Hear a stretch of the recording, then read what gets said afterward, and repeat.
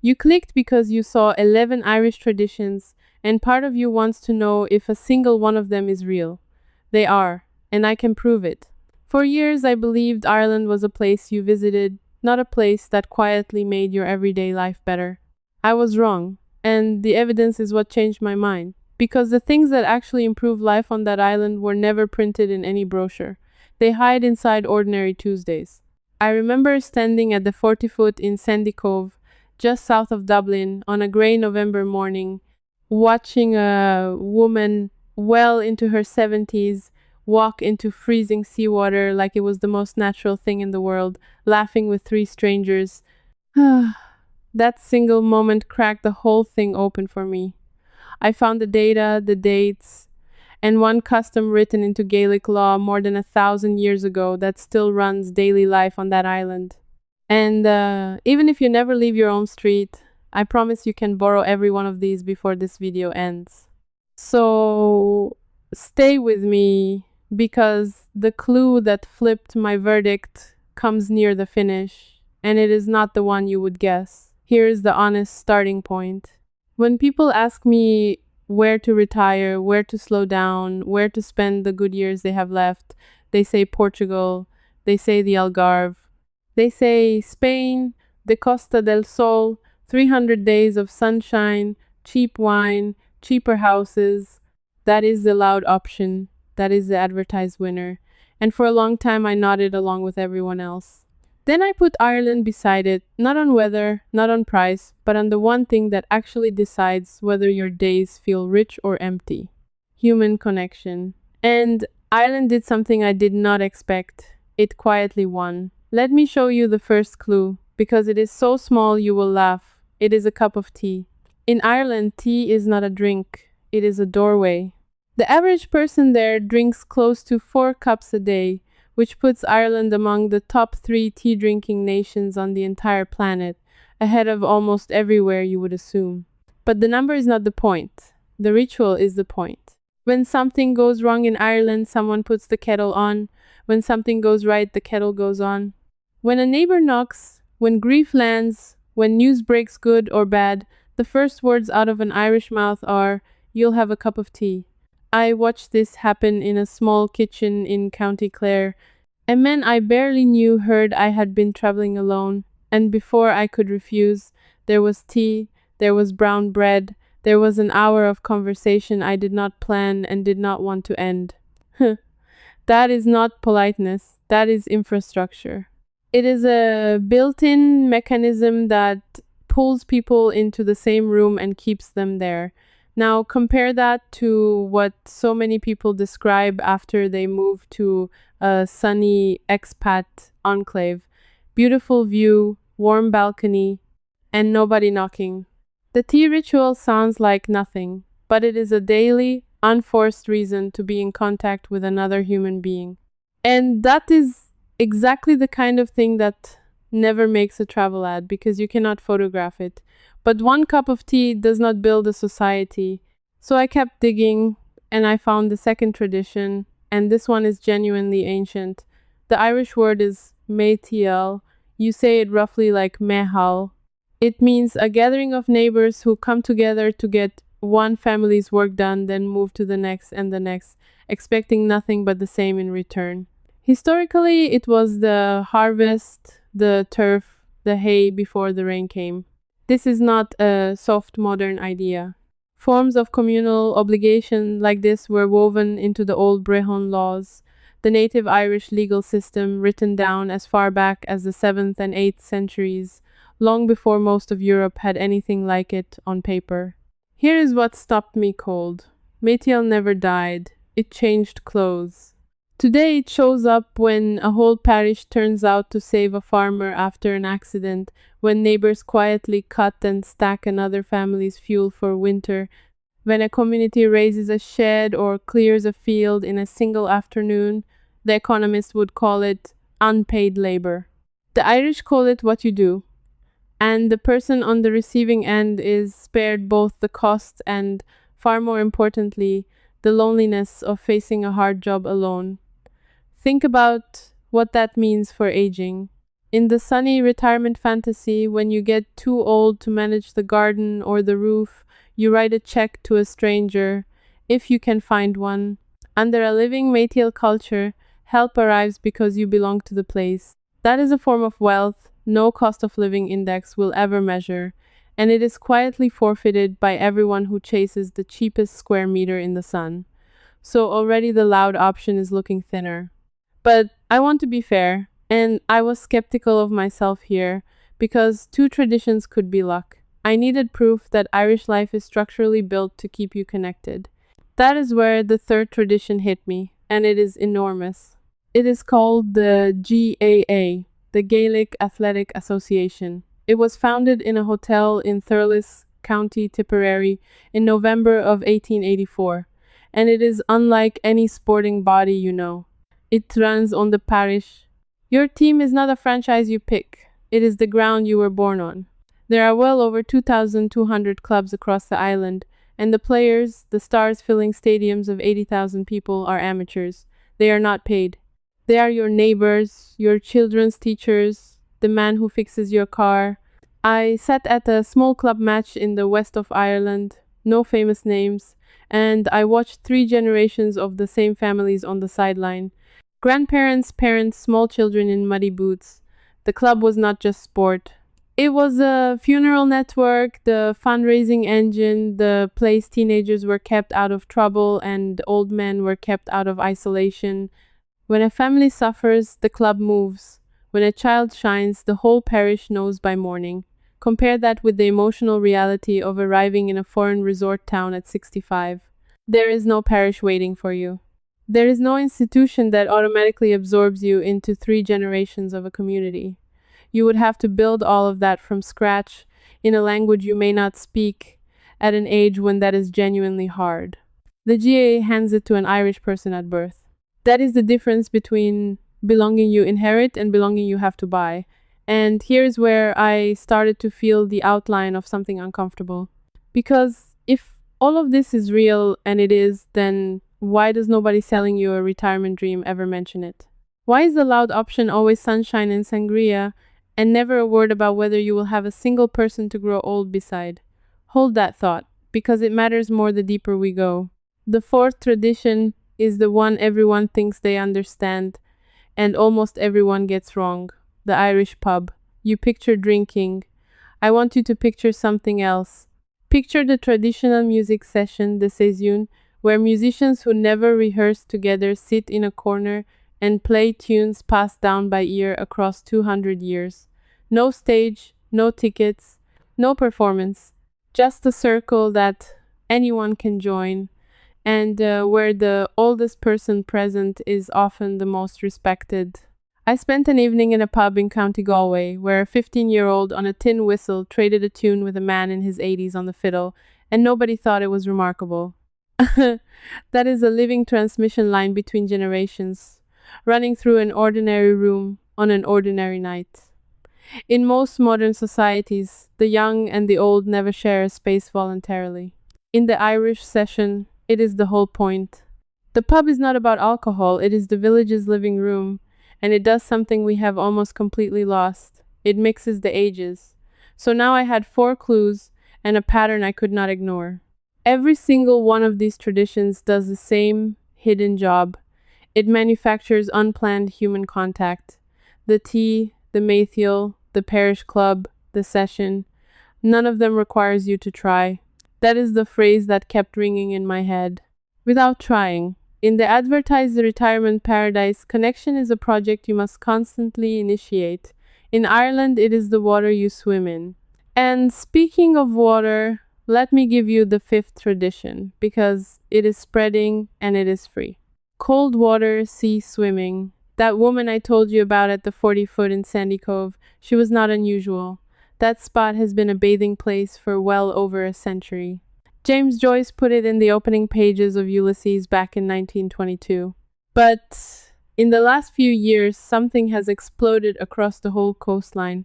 Ordinary people, and especially people over 50, gathering at dawn all year to walk into cold Atlantic water together. I want to be careful here, because there is real science and there is hype. what the evidence does support is meaningful.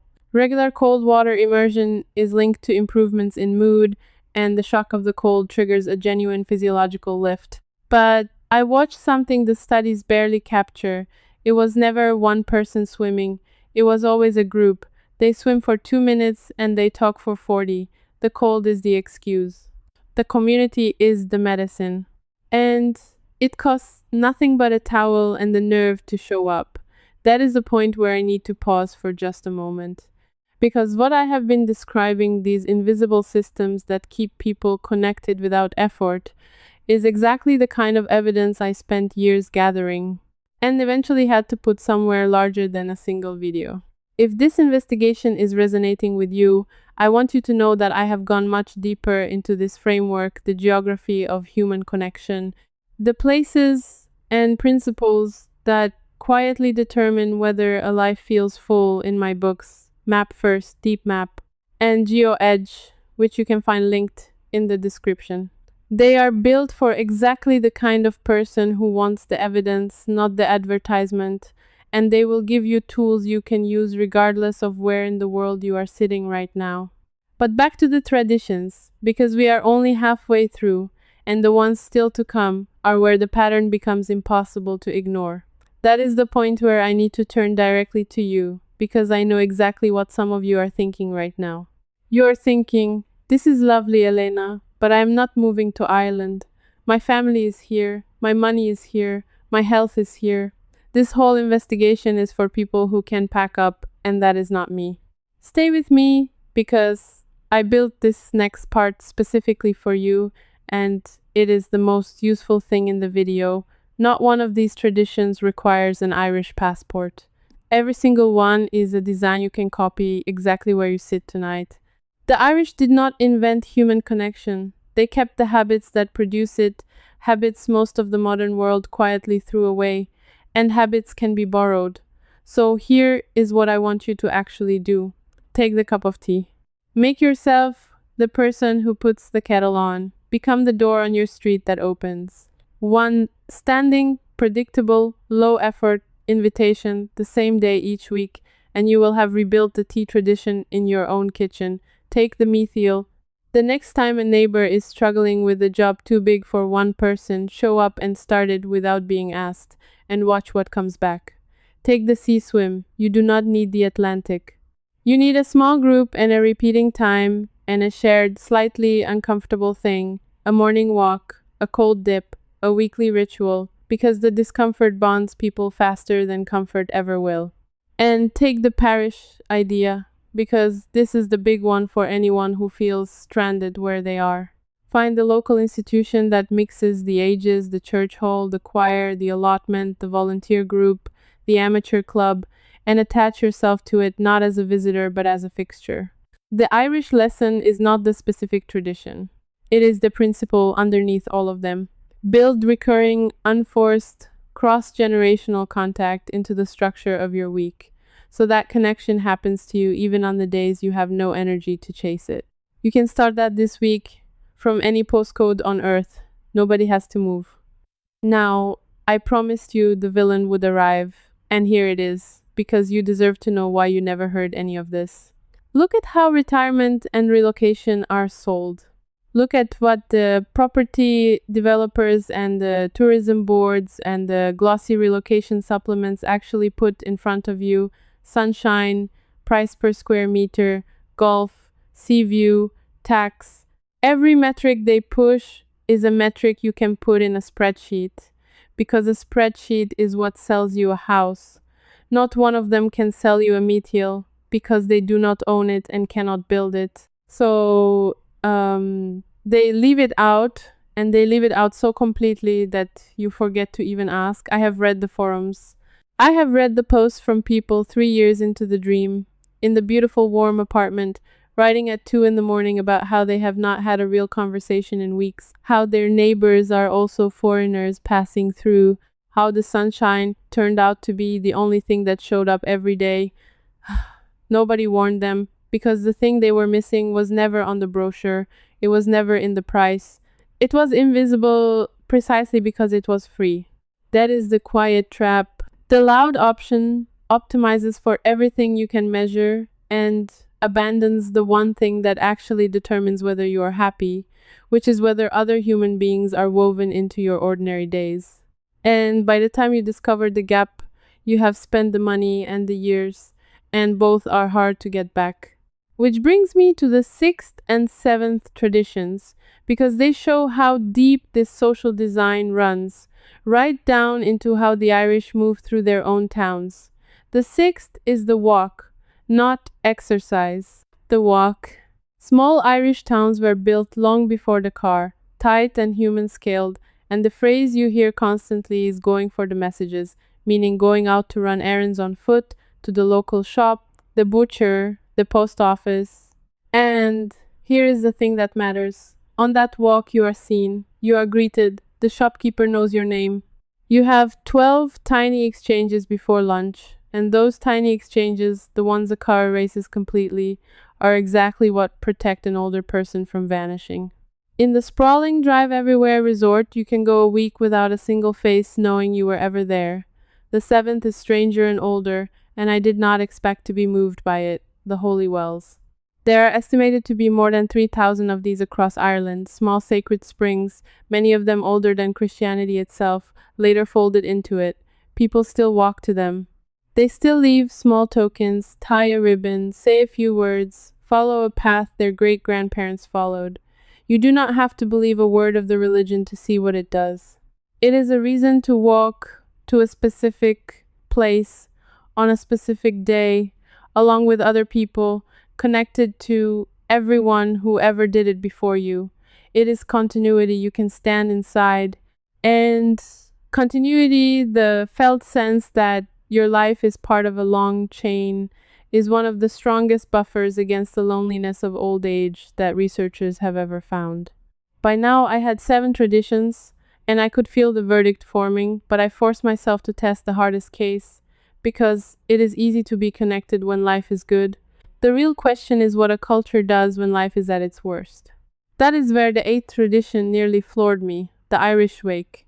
In most of the modern English-speaking world, death has been hidden. We hand the body to professionals. We close the curtains. We grieve alone and briefly, and we call it dignity. The Irish do the opposite, and they have done it for centuries. When someone dies, the body often comes home. The house is opened. The whole community flows through for days to sit with the dead and with the family, to tell stories, to eat, to laugh, yes, to laugh, and to cry out loud together. A journalist named Kevin Tullis wrote a whole book about this, published in 2017, arguing that the Irish wake is one of the healthiest ways human beings have ever devised to face mortality, and that the modern habit of hiding death has left the rest of us far more frightened and far more alone in our grief. When I read that, and when I later stood in a room where this was happening, I understood it in my body. Grief in Ireland is not a private ordeal you survive in isolation. It is a communal event the whole parish absorbs. Nobody grieves alone. And when you are old and you have lost the people you love, the difference between grieving alone and grieving held is not small. It might be everything. The 9th tradition made me smile after the weight of the 8th, and it is one almost nobody outside Ireland has heard of. Nollaig na Emban, Women's Christmas. It falls on the 6th of January, and especially in Cork and Kerry, it means the women of the family down tools completely, while the men take over the house and the cooking, and the women go out together, to talk, to be looked after for one day in the year. It is old, it is specific, and it does something quietly radical. It sets aside a fixed date on the calendar whose entire purpose is for women, and older women especially, to be in each other's company and to be cared for. Connection, once again, built into the structure of the year, so it cannot be forgotten. So here is where I stand before the final piece. 9 traditions, and every one of them, from the tea to the wake, doing the same invisible work of keeping people woven together. And I could have stopped there and called Ireland the winner, but I did not, because I found one more layer, and it is the layer that turned my whole investigation into a verdict I would stake my name on. Let me give you the 10th tradition first, because it is the newest and it proves the culture is still alive, still choosing this St. Bridget's Day. The 1st of February. It sits on top of an ancient festival called Imbolc, marking the first stirrings of spring, a date Irish people have honored for well over 1,000 years. But here is the astonishing modern part. In 2023, Ireland made St. Bridget's Day a brand new national public holiday, the first Irish public holiday ever named after a woman, bringing the country to 10 public holidays a year. Think about what that says. In an age where every other society is stripping rest and ritual out of the calendar, Ireland added one and rooted it in a tradition older than the nation itself. That is a culture actively defending its own social fabric out loud by law. And the 11th tradition is the smallest and, in a way, the deepest of all. It is simply the way the Irish talk. The craic, the storytelling, the Sean-Chai tradition of the local teller of tales, the sacred rule that you do not rush a conversation, and the round system in the pub where you buy a drink for everyone in your group and, crucially, you stay until the round comes back to you so that leaving early is almost an insult. It looks trivial. It is not. It is a social contract that says, our time together has a shape and a weight, and you do not get to slip out of it. It forces presence. In a world engineered to make every interaction shorter and more transactional, the Irish built 100 tiny customs whose only job is to make you stay a little longer. Now here is the verdict, and here is the clue that flipped everything, the one I promised you at the start. I stopped looking at the traditions one by one, and I went looking for whether they showed up in the hard data, the kind you cannot fake, the kind gathered by statisticians who have never sold a house in their lives. And they do. Ireland sits right near the very top of the United Nations Human Development Index, around 8th in the entire world, ahead of almost every sunny retirement darling people chase. But that is the headline number, and headline numbers lie by leaving things out. The real clue is buried in the social surveys. When European researchers measure how often people actually meet up with friends, relatives, and neighbors, Ireland consistently reports some of the highest frequencies of regular social contact anywhere in Europe. Not sunshine, not house prices, frequency of human contact, the exact thing the brochures cannot sell and never mention. The traditions are not folklore. They are the machinery producing a measurable top-tier level of everyday social connection, and it shows up in the coldest data we have. And the deepest root of it, the thing that made me sit back, is that meitheal, that word for neighbors coming together, traces back to a legal and social order written down in the Brehon laws more than 1200 years ago. This is not a lifestyle trend. It is one of the oldest continuously practiced systems of mutual aid in the Western world, and it is still running quietly today in parishes where no tourist ever looks. The truth was there the whole time. It was just hidden behind a reputation for rain and pubs so completely that even the people selling you your future forgot to count it. So here is my verdict, plainly. If your only measure is weather and price, Ireland loses, and the loud sunny option wins, and you can stop here. But if your measure is whether you will be known, held, greeted, needed, and woven into other lives right up until your last day, Ireland does something almost no advertised destination on earth can match. And it does it without you having to try. The connection is in the architecture, and that, in the end, is the thing that decides whether the good years feel full or feel empty. And the part that matters most for every single one of you watching, whether you ever set foot on that island or not, is that the machinery is portable. You do not need Ireland. You need the principle Ireland kept and the rest of us dropped. Build the recurring, unforced, mixed-age contact into your week on purpose. The tea, the shared cold morning, the local club you become a fixture of, the round you stay for, and you will have imported the single most valuable Irish tradition of all, the one that quietly improves everything else without you ever having to try. Here is what I want you to feel as this ends. You did not just learn about a faraway island. You just got back something that was being quietly kept off your list, the knowledge that the richest part of a good life was never for sale and never needed to be. You are the kind of person who wants the evidence and not the advertisement, or you would have clicked away 20 minutes ago. That is exactly who I make these for. So tell me one thing in the comments and be specific because I read them. Of all 11, which tradition would you actually bring into your own week? The cup of tea at the door, the parish club you'd finally join, the cold morning swim, or the wake that refuses to let anyone grieve alone?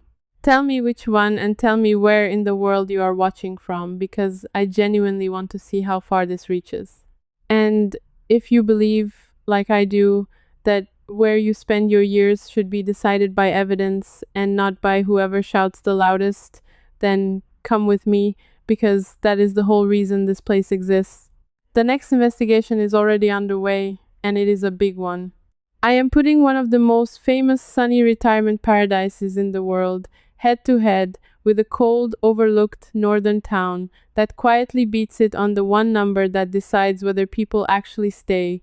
And the gap I found is so wide I had to check it twice. I will see you there. I can prove these traditions work, but we barely scratched the surface. Inside the Wandering Map Society, I take you through the whole season-long meitheal calendar, tradition by tradition. And if something puzzles you, you ask me directly, and I answer you myself. You won't be alone either. Thousands of armchair travelers are already inside. Just point your phone's camera at the code on your screen. Cancel anytime with one click. Come join me.